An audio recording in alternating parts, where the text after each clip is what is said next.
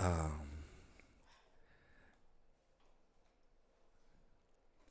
hoy día vamos a tocar justamente la presencia de Dios, volviendo a la presencia de Dios. La presencia de Dios es importante para nosotros. Es importante, es nuestra fortaleza, es nuestro castillo. Cuando el año pasado eh, caímos con COVID en mi familia, mi esposa y yo, no podíamos encontrar médicos. Nadie, ningún médico quería arriesgarse, todo estaba online, todo estaba virtual.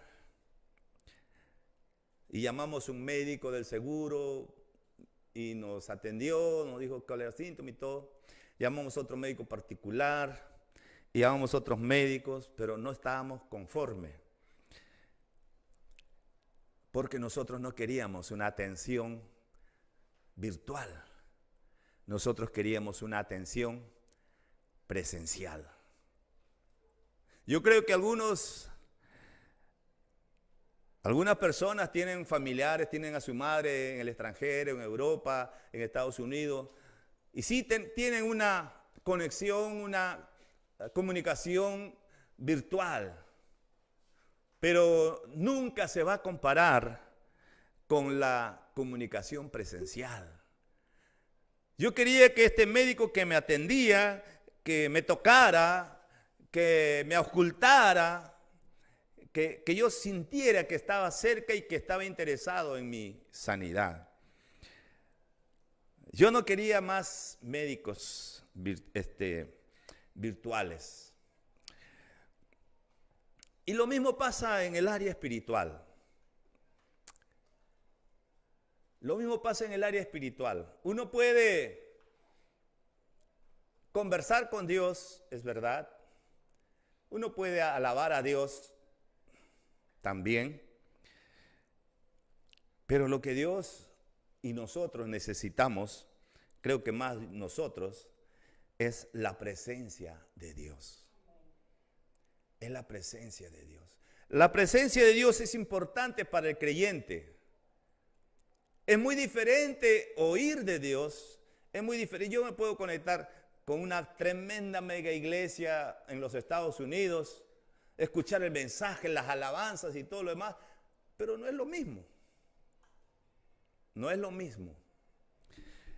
Y por eso en esta mañana vamos a ver, volviendo a la presencia de Dios. Vamos a abrir la Biblia en el libro de 1 Samuel capítulo 4 versículos 5 y 6. Dice la palabra de Dios.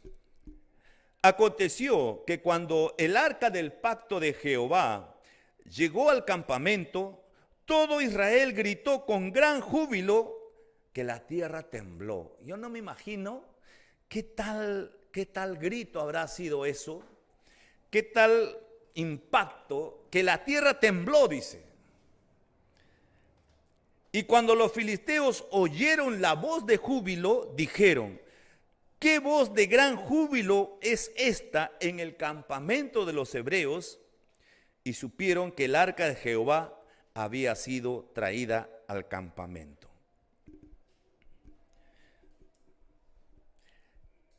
Miren ustedes qué interesante. Estamos ya en el tiempo del reinado del rey David. Anteriormente, el rey había sido Saúl.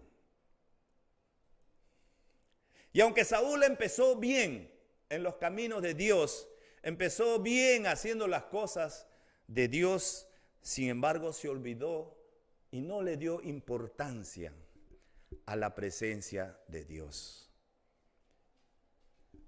El arca había sido llevada cautiva como botín de guerra.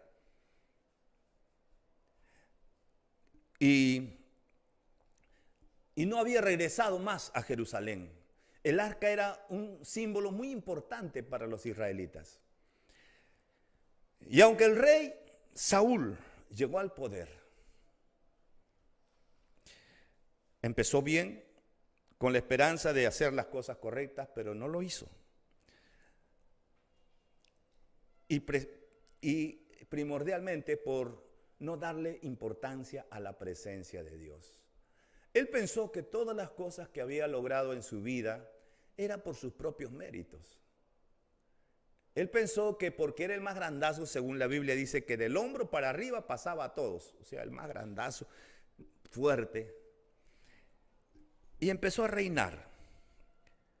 Y él seguramente que al principio, cuando era joven, era temeroso de Dios. Y por eso Dios lo escogió a él para ser rey.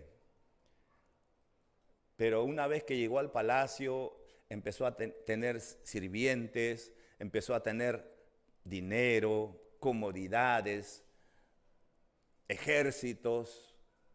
Él dijo, ¿para qué necesito de Dios? No necesito de Dios y acá tengo todo lo que yo necesito.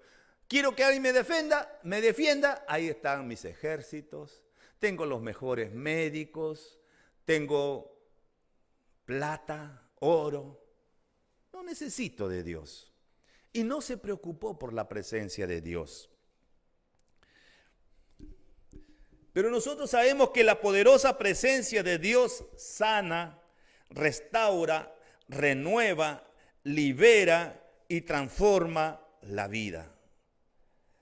Todos necesitamos de Dios, especialmente de su presencia. Cuando no está Dios en nuestra vida, todo es caos y oscuridad. Así es como no tener brújula. Yo sé que muchos que no comprendemos, si nos dieran a escoger el lugar de Saúl, es decir, cambiar nuestro lugar. Si Saúl nos ofreciera, dice, ¿saben qué? Mira, yo te ofrezco mi posición. Vas a tener los palacios, los médicos, las riquezas, el ejército, todo va a ser para ti. Aunque él tenía todo, sin embargo, no era feliz. No era feliz. Vivía atormentado, angustiado, preocupado, porque no tenía la presencia de Dios, que es lo que le da seguridad. No tenía la presencia de Dios, quien siempre estaba delante del pueblo. Y él no se preocupó. A los años se da cuenta. Pero no hizo nada para cambiar esta situación. El arca estaba lejos. Es decir, el arca simbolizaba la presencia de Dios. Sin embargo, estaba lejos. Y tenía enemigos que se levantaban alrededor y él se estresaba, se preocupaba. Sus ejércitos no podían darle seguridad. Tenía dinero, pero no le podían dar salud. La Biblia dice que él vivía estresado, deprimido. Dice que un espíritu venía y lo atormentaba. No podía dormir. Imagínense, wow, 2 días, 3 días sin dormir. Al principio puede decir, sí, claro, yo no duermo, me pongo a ver televisión, me pongo a la internet, pero basta 1 día, 2 días, 3 días, quizás aguantarás, pero después es algo desesperante. Y él vivía esa situación, aunque tenía de todo, sin embargo, estaba atormentado.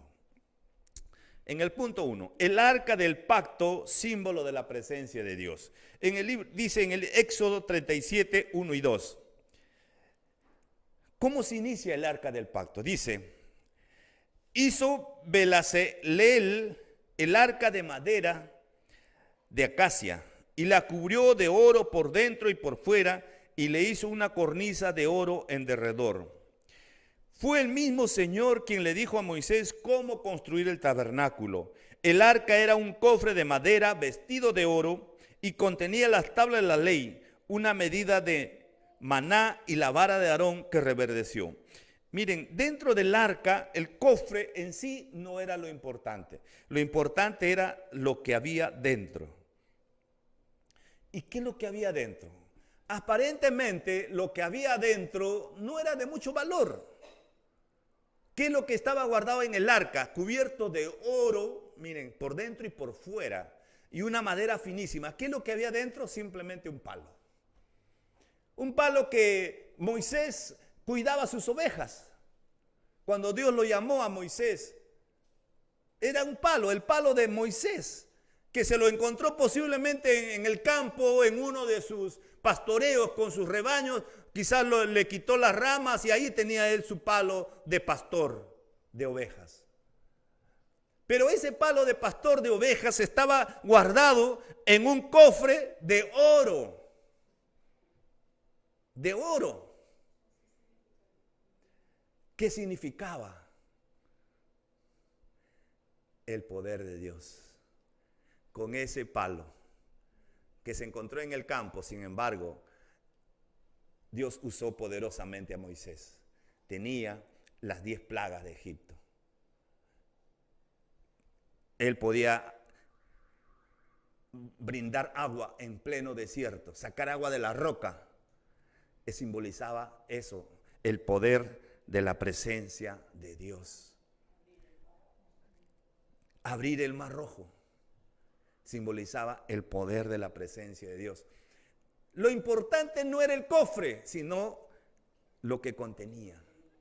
Quizás aparentemente para el ojo humano natural, eso no tiene valor para guardarlo en un cofre. ¿Qué más había en el arca? También había maná. ¿Qué es el maná? Maná era un alimento, una especie de semillas, no sé si, una semilla, no sé si como ¿qué podría ser? Parecido al trigo. Así es.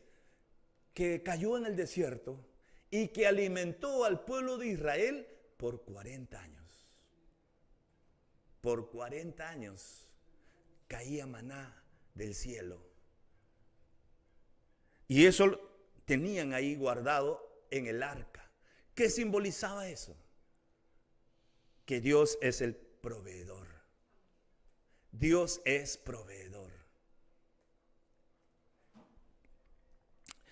Y después Dios le dijo a Moisés, Moisés, hazte ¿cómo es? Un campamento, no, es una carpa.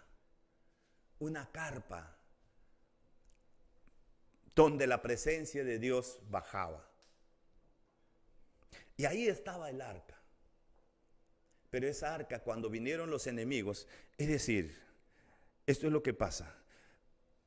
Cuando nosotros no nos preocupamos por las cosas de Dios, entonces vienen los enemigos y destruyen nuestra vida.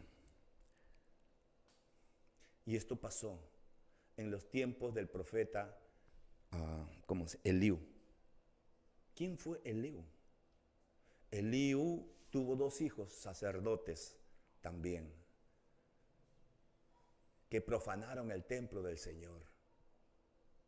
La Biblia dice que ellos se cogían de las ofrendas para Dios y lo usaban para sí. No respetaban la presencia de Dios.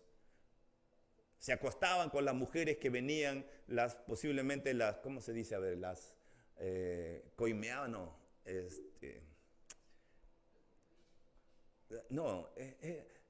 las obligaba a tener sexo con ellos. En la puerta del templo, del tabernáculo, ¿no? Se aprovechaba de su posición.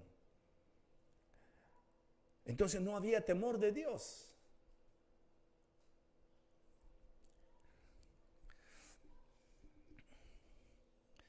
Entonces, nosotros vemos que Dios no puede estar donde no se le respeta, donde Dios no se le considera, donde no se le honra, donde no hay temor de Dios. Dios no puede estar. Mejor es estar entre ignorantes y no gente que sabe pero no te da valor.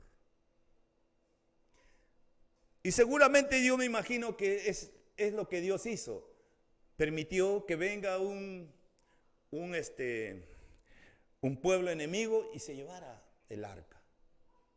Y ellos eran ignorantes, no le daban el valor, pero a Dios no le importaba porque todavía tienen perdón porque no conocen. porque no saben.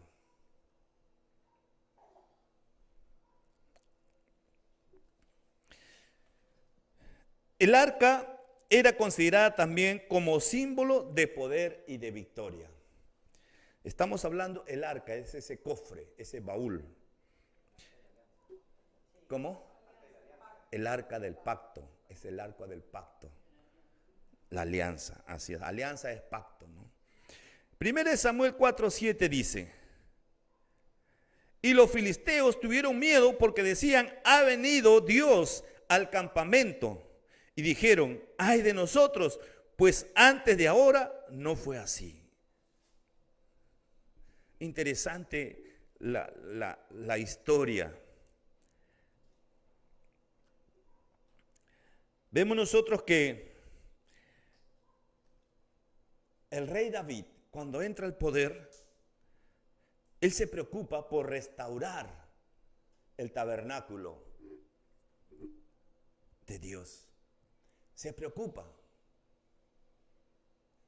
Y vemos nosotros que él planifica, toda su vida planificó incluso tener el templo, pero él no pudo construir el templo. Y Dios le dijo, porque tus manos están llenas de sangre. Pero él estaba muy preocupado por la presencia de Dios. Y por eso que David fue y mandó traer el arca. ¿De dónde estaba? Dice la Biblia que la gente ignorante, el pueblo que lo tenía, no sabía cómo funcionaba estas cosas. Y dice la Biblia que ellos lo pusieron junto con todos sus tesoros, con otros dioses. Con otros dioses. Lo amontonaron en un almacén, lo pusieron ahí. Claro, para ellos no tenía valor, no significaba nada. Era uno más. Pero ¿qué pasó? La Biblia dice que al día siguiente que lo colocaron el arca ahí, los otros dioses cayeron, destruidos, y solamente el arca se mantuvo. Entonces ellos recién se pusieron a reflexionar, ¿no? ¿Qué hay en este arca? ¿Qué hay en este cofre? ¿Por qué está ocurriendo estas cosas? En otra ocasión dice que el pueblo, miren, aunque la gente era ignorante, el pueblo donde estaba el arca de Dios, la presencia de Dios, era prosperado. Aunque ellos eran ignorantes, pero la sola presencia de Dios le daba cultivo abundante, abundante. La gente estaba sana, tenía otro semblante.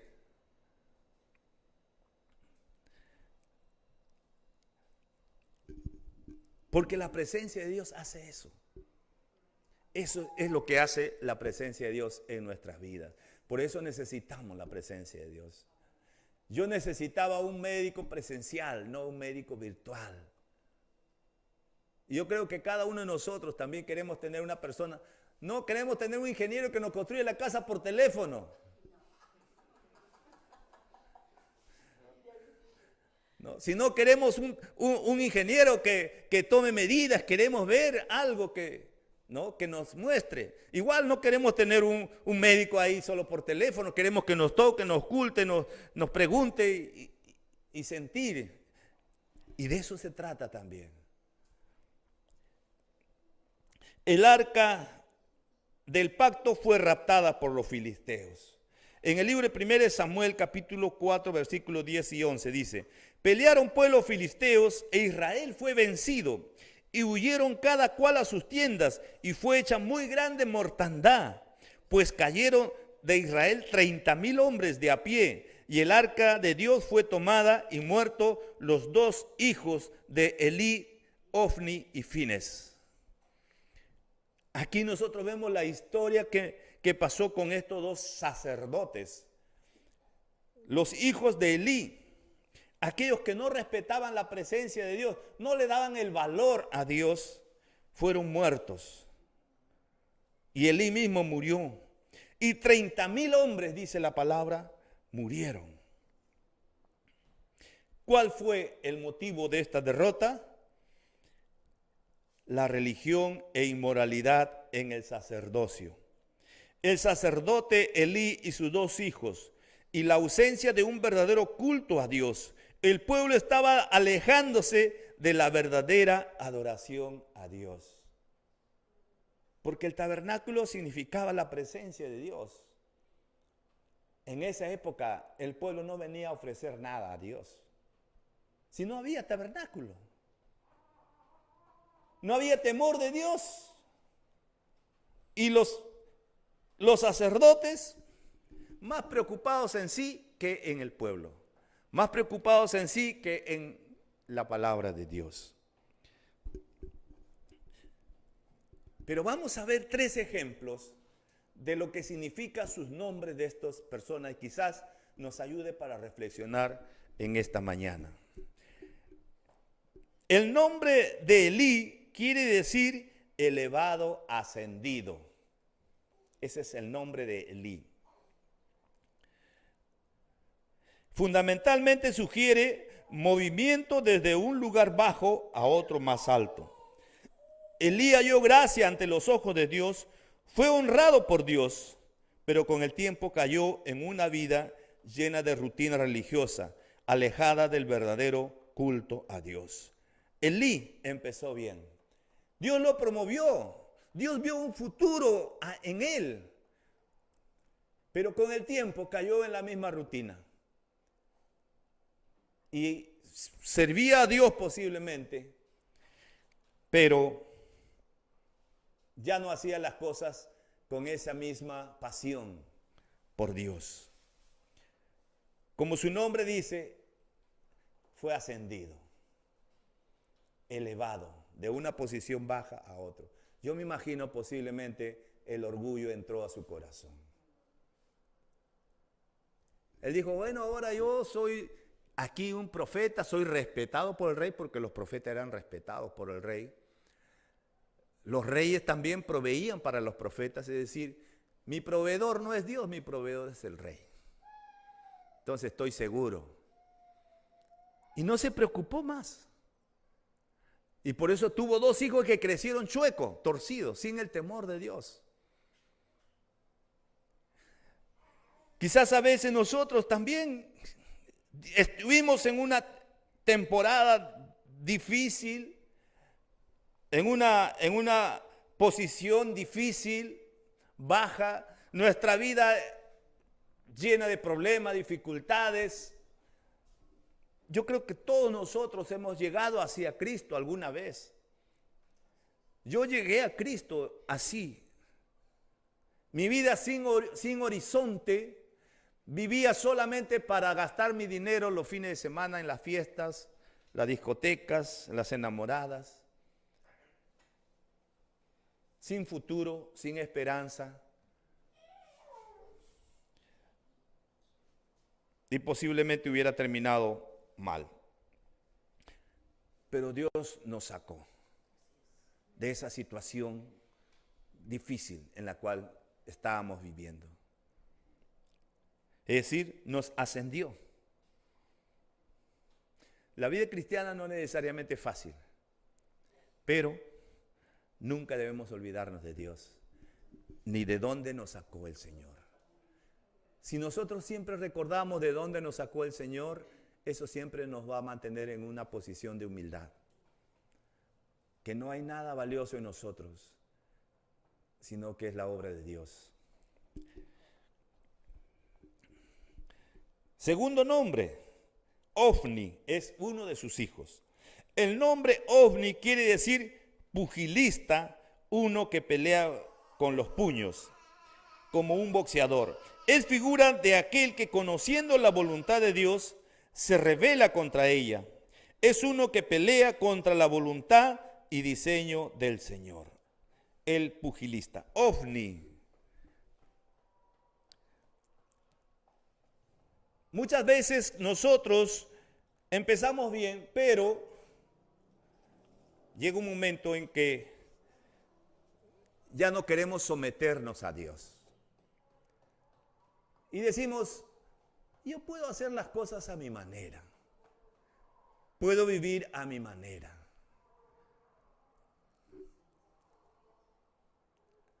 Y en lugar de obedecer a Dios, en lugar de someterse a Dios, simplemente pelea contra Dios. Y termina mal. En las iglesias a veces también hay personas así. En lugar de someterse a Dios, todo lo discuten, todo lo contradicen a Dios. Y al final termina mal. El tercer nombre del otro hijo, Fines, quiere decir boca de serpiente, palabra de víbora. Aquel que presta su boca para que el enemigo hable a través de él. Permite que su boca, palabra llena de veneno, es aquella persona que utiliza el engaño y la mentira para lograr sus propios y egoístas intereses. Aquí vemos otro de los hijos de Elí que murió en ese tiempo. Boca de serpiente.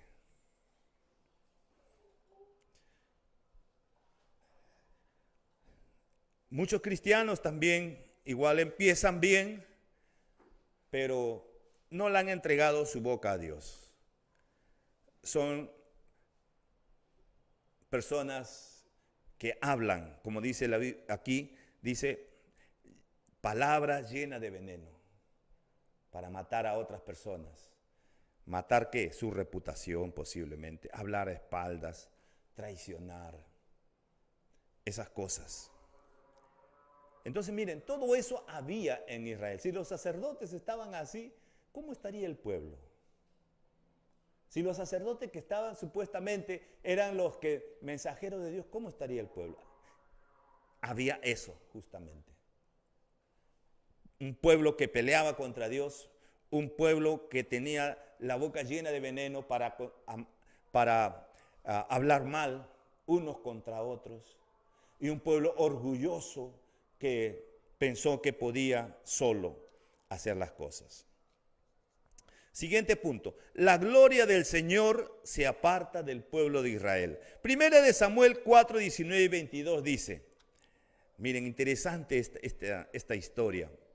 Y su nuera, la mujer de Fines, que estaba encinta, cercana al alumbramiento, oyendo el rumor que el arca de Dios había sido tomada y muertos sus suegros y su marido, se inclinó y dio a luz, porque le sobrevivieron sus dolores de parto.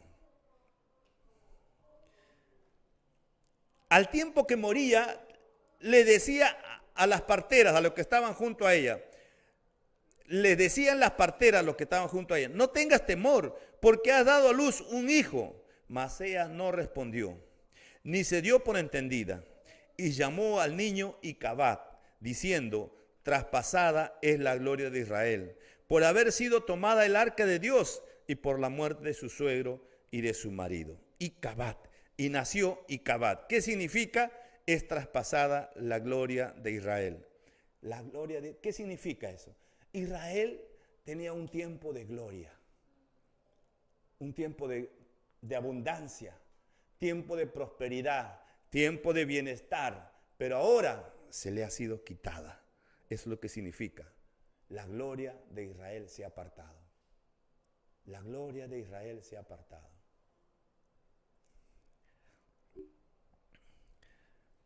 Y vino la decadencia moral, la decadencia económica y la decadencia de todo el pueblo de Israel. Icabod.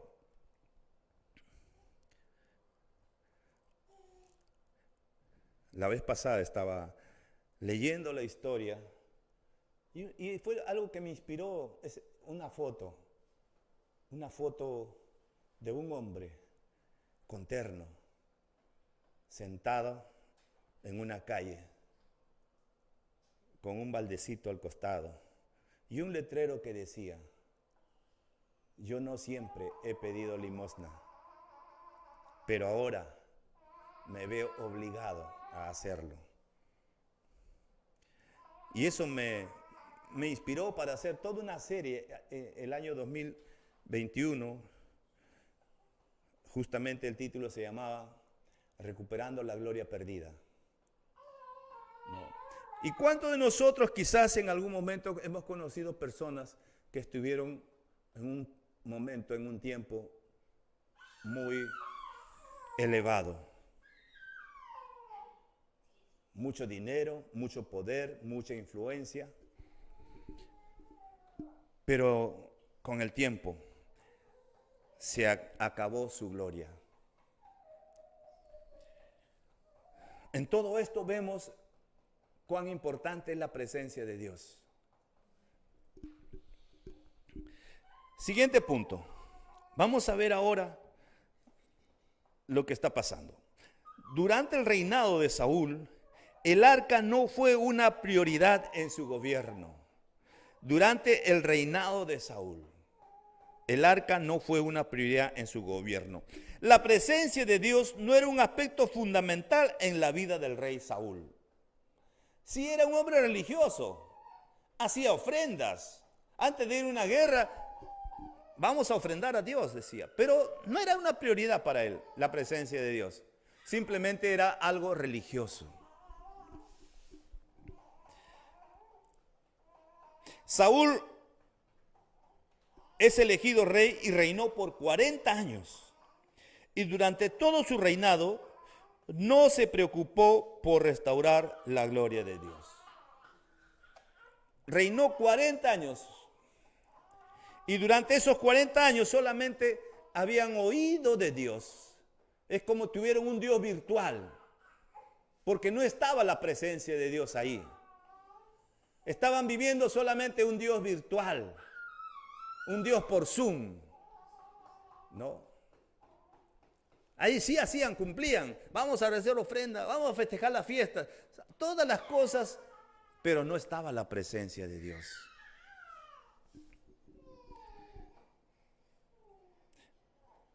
Durante el reinado de Saúl hubo sacerdocio en el templo, pero no estuvo el arca de Dios, porque esta no era su prioridad.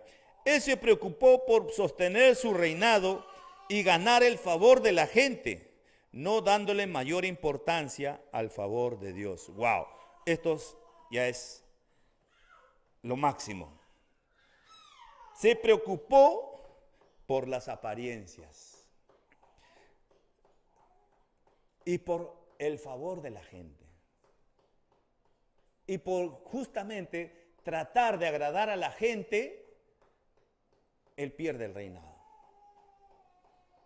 Cuando en una ocasión va a hacer frente a un enemigo, y él quería el favor de la gente, de sus soldados, porque esos soldados confiaban en Dios. Entonces él dijo, para ganarme el favor de la gente, ya que la gente me está pidiendo, hay que hacer ofrenda, porque era la costumbre, era la tradición, era la religión, hacer una ofrenda a Dios, un holocausto, presentar ofrendas, vacas, carneros, en fin, quemarlos. Y no venía el profeta, el sacerdote, no estaba. Y la gente dice, él mismo dice, la gente me presionaba. Y por eso yo tuve que hacer la ofrenda, porque ese no era su función de él. Esa era la función del profeta. Pero ¿qué pasaba? La gente me presionaba.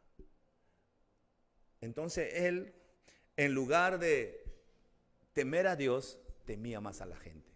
El qué dirán.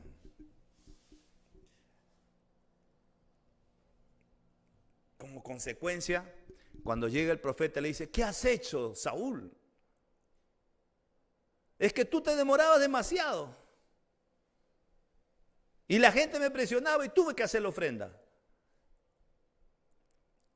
Y Dios le dice a través de la boca del profeta, por cuanto tú no respetaste a Dios, hoy se te quita el reinado. Y no solamente de él, porque el siguiente reinado era su hijo, pero de toda su generación. Y es muerto sus hijos y toda su generación es acabada en ese día, en la batalla. Solo se salva un nieto lisiado, paralizado. Miren, ¿Por qué? Porque él no le dio valor a la presencia de Dios. Por eso yo estaba justamente la semana pasada fue, sí, el domingo, ¿no? Después del culto vino mi hija Febe con su hijito, mis hijos vinieron a visitarnos, Joseph, y justamente al mirarlo, cómo está, me hizo pensar en mis generaciones. Y yo dije, Señor, permíteme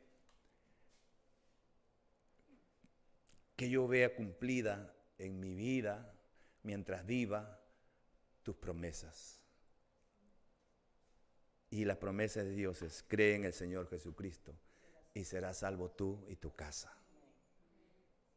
Y yo creo que es la más grande herencia que yo puedo dejarle a Joseph. La presencia de Dios en su vida. Sin embargo, Saúl no se preocupó por eso, para dejarle a sus generaciones. Y lo único que dejó fue miseria, enfermedad, porque este nieto quedó lisiado. Dice que cuando su institutriz, su ama, estaba escapándose, llevándola a este bebito, escapándose por el campo, se le cae y se le rompen las dos piernas, ¿no? Y ya toda su vida tendría que estar así. Miren ustedes, lo que dejó como herencia para su generación, el rey Saúl, después de tenerlo todo, ese niño fue criado en el campo, en la chacra, en un lugar de miseria, de pobreza, de escasez. Ahí vivió como un mendigo. Mefiboset se llamaba este nieto. ¿Por qué ocurrió esto? Porque el rey Saúl se olvidó de lo más importante: agradar a Dios, la presencia de Dios en su familia, en su pueblo, en su reinado. La presencia de Dios, hermanos, es importante. Siguiente punto dice: el rey Saúl es símbolo o figura de la religión, de las apariencias y de la popularidad. Esto ocurre cuando damos más valor al favor terrenal que la amistad con Dios. El Señor honra a quienes le honran y son tenidos en poco los que lo menosprecian.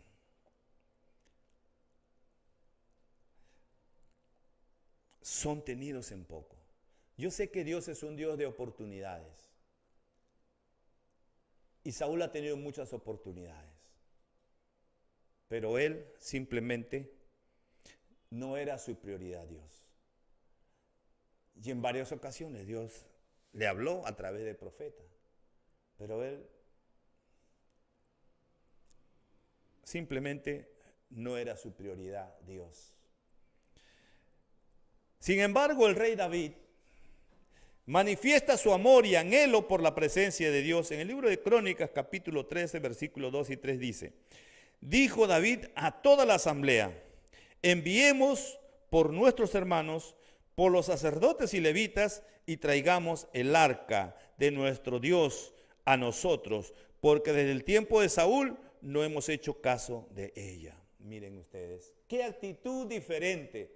Aunque David era un tremendo guerrero, tenía un ejército invencible, tenía el favor del pueblo, porque la Biblia dice que le cantaba, Saúl mató a 1000, pero David a 10,000. Tenía el favor del pueblo. Sin embargo, para él eso no era importante. No era importante. Lo importante para el rey David era la presencia de Dios.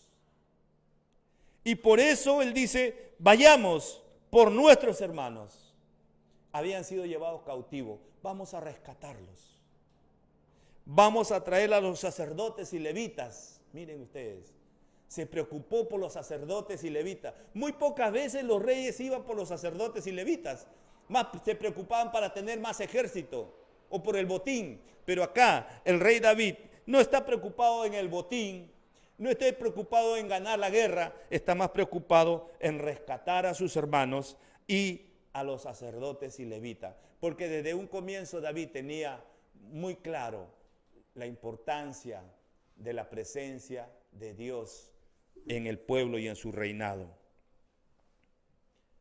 Y él mismo dice, porque desde Saúl no hemos hecho caso de la presencia de Dios. Imagínense. Y la pregunta del día de hoy ¿es importante para ti la presencia de Dios? ¿O solamente estamos tratando de agradar? Usted puede conectarse muchas veces solo por agradar. Usted puede incluso venir solamente por agradar a los hombres. ¿O usted realmente quiere venir buscando la presencia de Dios? Cuando nosotros nos reunimos, esa debe ser nuestra prioridad. Buscar la presencia de Dios. Vamos a ponernos de pie y vamos a orar al Señor.